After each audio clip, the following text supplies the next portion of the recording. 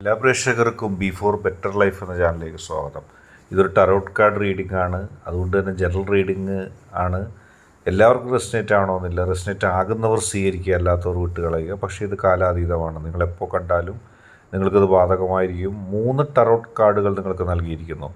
നാം ഇവിടെ നോക്കുന്നത് ആ വ്യക്തി എന്താണ് നിങ്ങളോട് പറയാൻ ആഗ്രഹിക്കുന്നത് എന്നതിനെക്കുറിച്ചാണ്. നിങ്ങൾക്കെല്ലാവർക്കും ഈ വീഡിയോ ഇഷ്ടപ്പെടുമെന്ന് വരുന്നു. ഇഷ്ടപ്പെട്ടാൽ ലൈക്ക് ചെയ്യുക, ഷെയർ ചെയ്യുക, കൂടാതെ ചാനൽ സബ്സ്ക്രൈബ് ചെയ്യുക. നിങ്ങൾ നൽകുന്ന പിന്തുണയാണ് കൂടുതൽ വീഡിയോകൾക്ക് പ്രചോദനമാവുന്നത്. അതുകൊണ്ട് തന്നെ ഈ ചാനലിലെ വീഡിയോസ് ഇഷ്ടപ്പെട്ടാൽ തീർച്ചയായിട്ടും നിങ്ങൾ ലൈക്ക് ചെയ്യുക, ഷെയർ ചെയ്യുക, സബ്സ്ക്രൈബ് ചെയ്യുക. നമുക്ക് ആദ്യത്തെ ടറോട്ട് കാർഡിലേക്ക് പോകാം. പ്രസ്റ്റസ് എന്ന് പറയുന്നൊരു കാർഡാണ്. ആ വ്യക്തി മനസ്സിൽ എന്തൊക്കെയോ ആലോചിക്കുന്നു, ഒന്നും തുറന്നു പറയുന്നില്ല.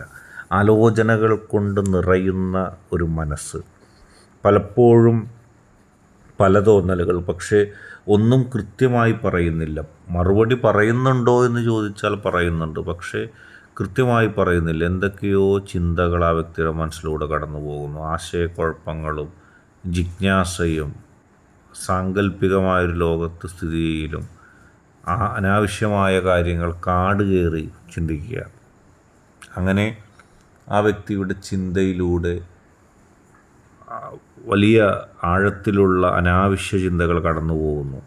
ഒരു പ്രവൃത്തി ചെയ്യാതെ ആലോചിച്ചിരുന്ന് സമയം കളയുന്ന അവസ്ഥ, ഒന്നിനെക്കുറിച്ചും കൃത്യമായി ആലോചിക്കാതെ, കൃത്യമായി പരിഗണിക്കാതെ എന്തൊക്കെയോ ചിന്തിക്കുകയും എങ്ങനെയൊക്കെയോ കടന്നു പോവുകയും ചെയ്യുന്നു. അങ്ങനെ ചിന്താഭാരത്താൽ താൻ എന്താണ് ചിന്തിക്കുന്നതെന്ന് പോലും അറിയാൻ കഴിയാത്ത രീതിയിലേക്ക് ആ വ്യക്തി എത്തിയിരിക്കുന്നു. ഇപ്പോൾ നിങ്ങളോട് തോന്നുന്ന വികാരങ്ങൾ പറയാൻ കഴിയുന്നില്ല. പല ഘടകങ്ങളും ആ വ്യക്തി അതിൽ നിന്ന് പിന്തിരിപ്പിക്കുന്നു.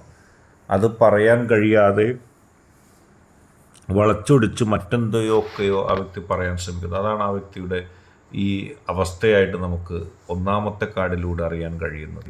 രണ്ടാമത്തെ കാർഡ് നൈറ്റ് ഓഫ് കപ്സ് എന്ന കാർഡാണ്. അത് ആദ്യത്തെ സാഹചര്യത്തിൽ നിന്നും പരിപൂർണമായും വ്യത്യസ്തമാണ്. അവിടെ തുറന്നു പറയാൻ കഴിയാതിരിക്കുമെങ്കിൽ ഇവിടെ തുറന്നു പറയാനും അടുത്തിരിക്കാനും ആശയവിനിമയം ഉടൻ തന്നെ നടത്താനും ആഗ്രഹിക്കുന്നു. ഹൃദയത്തിൽ ഒളിപ്പിച്ചു വെച്ച എന്തൊക്കെയോ അപ്പോൾ തന്നെ നിങ്ങളോട് പറഞ്ഞാൽ മാത്രമേ സമാധാനപ്പെടൂ.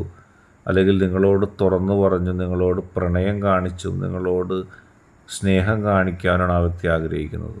നിങ്ങളിനി അടുത്ത് വേണം, ദൂരേക്ക് പോകാൻ ആഗ്രഹിക്കുന്നില്ല. എങ്ങനെയെങ്കിലും നിങ്ങളുടെ അടുത്തേക്ക് എത്തി ജീവിതം മുന്നോട്ട് കൊണ്ടുപോയാൽ മാത്രം മതിയെന്നാണ് ആഗ്രഹിക്കുന്നത്. ഇനി നിങ്ങളോട് പറയാതെ വയ്യ, നിങ്ങളോട് പറയാതിരിക്കാൻ ആ വ്യക്തിക്ക് സാധിക്കില്ല.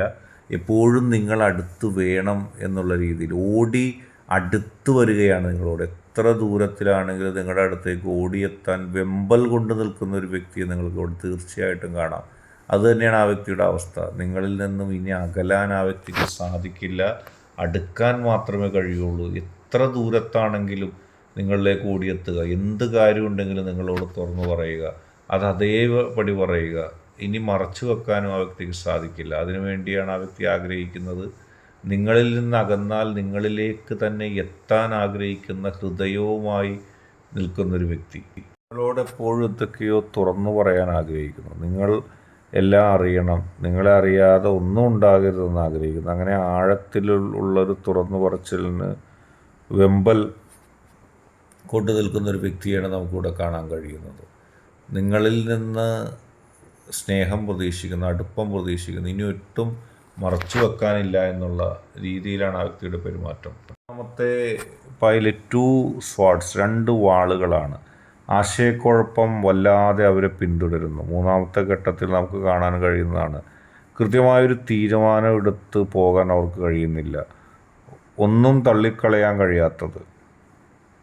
ഒരുപക്ഷെ 2 വ്യക്തികൾ അവരുടെ മനസ്സിലേക്ക് വരുന്നതാകാം, ഒരുപക്ഷെ 2 ആശയങ്ങൾ വരുന്നതാകാം, ഒരുപക്ഷെ 2 സാഹചര്യങ്ങൾ വരുന്നതാകാം. പക്ഷെ ഒന്നിനെയും മറ്റൊന്നിനെയും ഏതിനെ കൊള്ളണം ഏതിനെ തള്ളണം എന്നവർക്ക് മനസ്സിലാകുന്നില്ല. മനസ്സിലാകാത്തത് കൊണ്ടല്ല, ആശയക്കുഴപ്പം അവരെ വല്ലാതെ പിന്തുടരുന്നു. അവർ വലിയ കൺഫ്യൂഷനിൽ തന്നെയാണ്.